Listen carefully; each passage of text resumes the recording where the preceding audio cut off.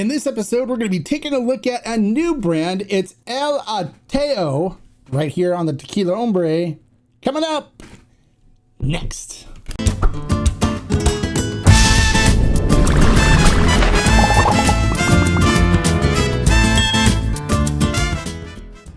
Hello, and welcome to this episode of the Tequila Hombre, where today we're going to be taking a look at and doing a tasting and review of a new brand.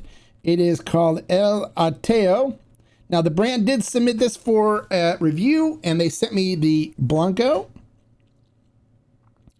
Focus. There we go, the Blanco. The Reposado.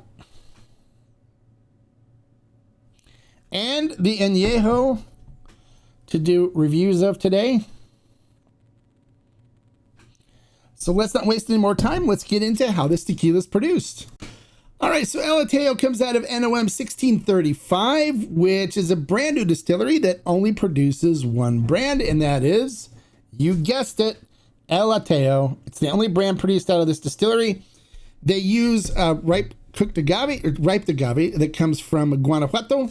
They grow it outside of Jalisco in Guanajuato. There's certain municipalities in other states that can still make tequila, and Guanajuato is one of them. So the area where their hacienda is called Ramita, and they grow agave there. So they use ripe cooked agave there. Then they cook the agave in brick hornos. And then after the agave are done being cooked, they extract the sugars from the agave fibers using a Taona. Once the extraction is done, it is then fermented in stainless steel tanks. And once fermentation is complete, it is then twice distilled in stainless steel pot stills. And then it is bottled at 40% alcohol by volume for the Blanco. And then we'll talk about the aging of the aged expressions when we get to them on the tasting. So let's not waste any more time. Let's get in the tasting portion and see what this tequila is all about. All right, so let's go ahead and get some of the Blanco in the glass. Now, their website, if you check it out, has all kinds of interesting stories about the hacienda and the history about it and stuff, which is really cool. But, you know, stories don't really make great tequilas. It's actually what's in the bottle that will dictate whether it's something worth buying or not. They do have a pricey, hefty price tag on this puppy for a 40% Blanco tequila. It's retailing for right around $75 a bottle. So that's kind of pricey for a Blanco. So I'm hoping it's worth it. And if it is, I'll let you know. And if not, I'll let you know that too. So let's take a look at this Blanco in the glass. So looking at it in the glass, coats the glass beautifully. You can see the legs and tears are starting to form on it now. So it's kind of a nice viscous, oily mouthfeel to it, which is nice. See those legs and tears going? It looks great. The tequila itself, crystal clear, dashes of light and silver flying through it. Of course, the silver is the light. I mean, it's the reflection of the light and stuff. So I have some people ask me, what's the silver stuff in the tequila? It's just light. All right, so let's see what we get on the nose on this.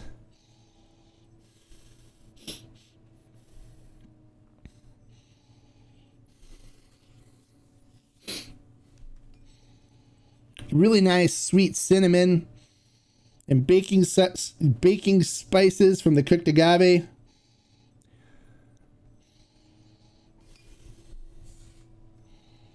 Hint of citrus. It's more on the herbal side of things, but definitely nice presence of cooked agave on the nose. All right, so let's see what we get on the palate now. This is my first sip of alcohol for today, so let me acclimate in my mouth first.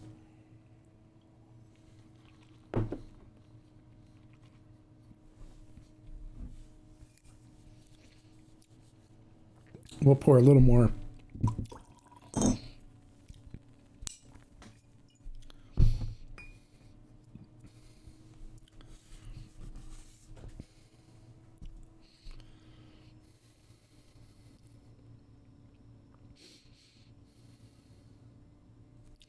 All right. Salud.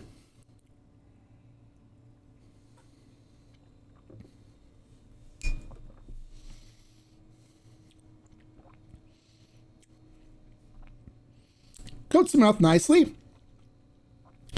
Starting off with a nice cinnamon and baking spices note in the front.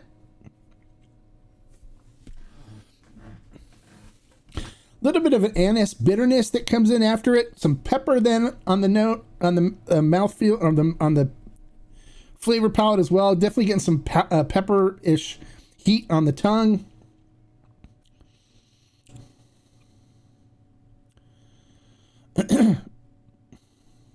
Sits on the tongue, gives me about a medium finish on it.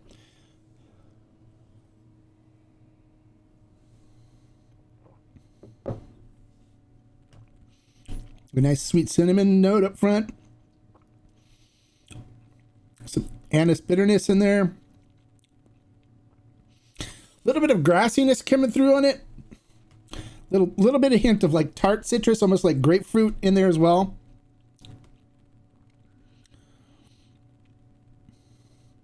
It's easy to drink. It has a little bit of heat, a little bit of pepper heat to it, but it's not too bad at all. Yeah, it's not a bad Blanco at all. Not bad at all. I mean, it's enjoyable. If you like a good Blanco, this is definitely a good Blanco. Whether it's worth $75 or not, that's a whole different thing. I don't think there's anything that's stupendous enough in this to justify a $75 price tag. But it would fit in line with all the regular like $49 or $55 type Blancos that are out there, the 40% Blancos. It's good. It's nothing fantastic, but it's a solid Blanco. It's tasty. So it's good. So I'd recommend it. If you want to pick it up, I'd recommend it. Whether you spend $75 or not, that's the part that would make it difficult. If this was $49.99, I'd say grab it any day, all day long. It's just like, any other really good Blanco, but it's not fantastic. It's not, okay, yeah, this justifies the $75 price tag, good Blanco. All right, but let's see what the Repo and Añejo have for us. So let's get on to those next. All right, so now we have the Repo, and it is aged using previously used white oak bourbon barrels. Now, it's rusted for less than 12 months. And we'll take a look at the Repo. So looking at it in the glass, it coats the glass nicely. See the legs and tears. There you go. Let's see the better there. Legs and tears are coming down the glass on it. The tequila itself is kind of a light straw color. Crystal clear. Looks good though. No issues with that. Let's see what we get on the nose on this. Nice vanilla note that comes through. Some caramel. Hint of like fresh apricot. Sweet ripe fruit. It has really nice nose to it. I like the nose on the Repo. All right, let's see what we get on the Repo for flavor wise.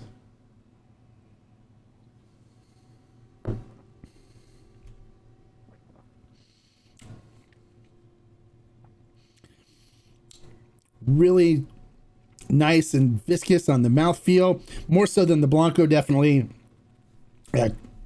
more creamy and oily on the mouthfeel. Picking up some cooked agave in the beginning, a little bitterness that comes through, some vanilla, some caramel notes.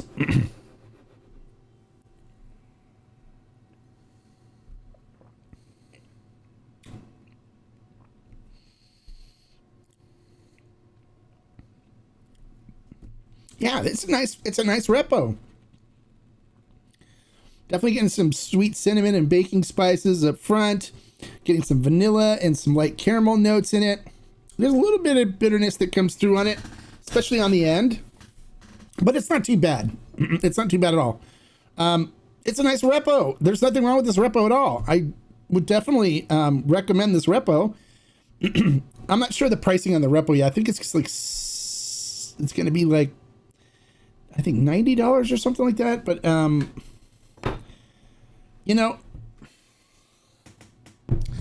we'll talk about pricing at the end here.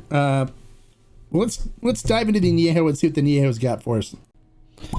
All right, so let's take a look at the Añejo. Now, the Añejo is aged for over a year in formerly used American white oak bourbon barrels.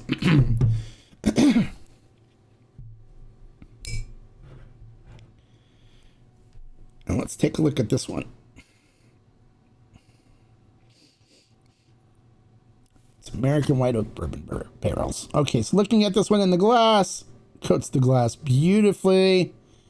Legs and tears are just starting to form there. Looks great. Looking at the color, it's more of a light golden color now on the Añejo. Crystal clear. Looks great. All right, let's see what we get on the nose on this. So less of the cooked agave coming through on the front of it, but you get this really nice kind of ripe cherry note that comes through. Definitely like a sweet apricot note as well. Vanilla, caramel, even a hint of chocolate in there as well. It's got a really nice nose on the Añejo. All right, so let's see what we get on the flavor palette.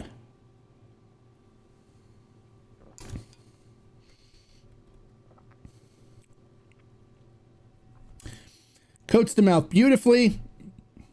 Cinnamon, sweet cinnamon and baking spices up front. Nice vanilla note. Little hints of caramel coming through with the vanilla. Almost like a ripe fruit note too. A little hint of cherry in there as well. The Añejo is nice. There's nothing wrong with this Añejo at all. It's really nice. Matter of fact, I think I prefer the Añejo more than the Repo, and that bitterness is kind of gone in this. It's been aged out of it. The bitterness, the little bitterness that I picked up in the Repo is not there in the Añejo, and the Añejo seems to have a better mouthfeel to it. It's more creamier and oily on the mouthfeel. I think the Añejo for me is the winner in this group. I normally like a really good Blanco, but this Blanco is average. There's nothing wrong with the Blanco. There's just nothing there to elevate it to the point where I'd want to spend $75 on it. So I think the Añejo is probably the best for me out of this group. But let's talk about pricing for a little bit now. Now, the pricing for the Blanco is $75 retail is what I've seen. The price be, and then everything's going to go up, depending. The Repo is going to be higher than that, and the Añejo is going to be higher than that. Now, some of the things you have to look at in regards to pricing is, number one, this is a small batch distillery. They only make this tequila. They only brought a small amount in the country, so you have to spread the cost across that. Now, one of the things that really got me about this brand is in Mexico, it's expensive to order it from the website there. So my philosophy on pricing like that is it's not just, that's kind of a high price, but you want to look too on supporting a good brand. This brand seems to be done well. It seems to be done traditionally. And with that kind of stuff, I'm willing to invest some money and to spend a little more money to help support the brands that are doing it right. So this brand's definitely doing it right. So would I buy the Blanco for $75? Maybe once, just to put it on the shelf and support the brand a little bit and keep it. So if you haven't tried it yet, you spend the money and support the brand and have the Blanco. But there's nothing about this Blanco that says to me, yes, I would buy this at a consistently at a $75 price tag, when there's $40 plus Blancos that I feel would be better than this one. Same with the Repo and Añejo. They're good. It's good to support the small distilleries doing stuff right. They may bring some other contract brands in. I don't know what their plans are, which may help bring the price down. But right now, I think the prices are kind of high, but I would probably buy it once. I'd recommend buying it once to try it and support the brand. But to buy it on a continuous basis, well, that's going to be up to you and whether you think it's worth it or not. That's not really up to me to say. All right, so if you like the information I gave in this video, make sure you click the thumbs up and give it a like. If you're new to the channel, bienvenido, welcome. And make sure you click that subscribe button and the notification bell next to it And I promise you, I'll give you the best in tequila and agave spirit reviews with honesty. I'm going to tell you how I feel and what I would do, and then you can take that information and do with it as you wish. But I promise to get you the facts and unbiased, unpaid for information that is directly my opinion and, again, unbiased. And until next time, like I always say, life is too short to drink bad tequila. So if you wanted to pick up Ateo, I recommend it. It's good stuff. It's just a matter of whether you want to pay the price or not. Salute. Bye, guys.